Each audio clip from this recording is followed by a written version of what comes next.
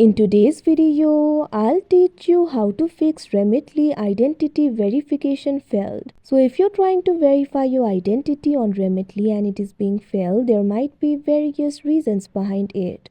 The first reason might be the incorrect information. So verify that your name, address and date of birth in your Remitly profile exactly match your ID documents. Also confirm your ID, that can be passport, driver's license or national ID, has not expired. You also need to ensure the pictures of your ID are clear, bright and not blurry with all four corners visible. Now after you do that, your identity must be verified. But if it is still failing, there might be some technical problems. So there might be some bugs in the application itself. So in that case, what you have to do is update the app in order to fix the bugs. For that, launch open Play Store on your device. You can see over here Play Store has been opened. Tap on the search icon that you can see at the bottom right corner of your screen.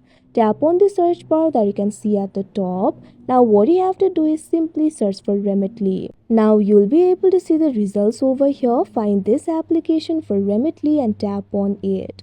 Now in this interface, if you find the option for update, tap on it, wait for a while, and after you do that, your problem should be fixed. If your problem is still not fixed, the problem might be caused because of the cache. So in that case, what you have to do is clear the cache of the app. For that, launch open app library of your device. Now find the application for Remitly and long press on it. Now tap on this option app info that you can see on the screen. Now after you do that, you'll be led to the app info interface of Remitly. You'll be able to find various options over here. Tap on this option storage and cache. Now over here you can see two options, clear storage, clear cache. Tap on this option clear cache that you can see on the screen. Now after you do that, try verifying your identity again and your problem should be fixed. If your problem is still not fixed, make sure to turn off any VPNs or ad blockers that may interfere with the location services. After you do that too, your problem should be solved. But if your problem is still not solved, what you can do is simply try restarting your device.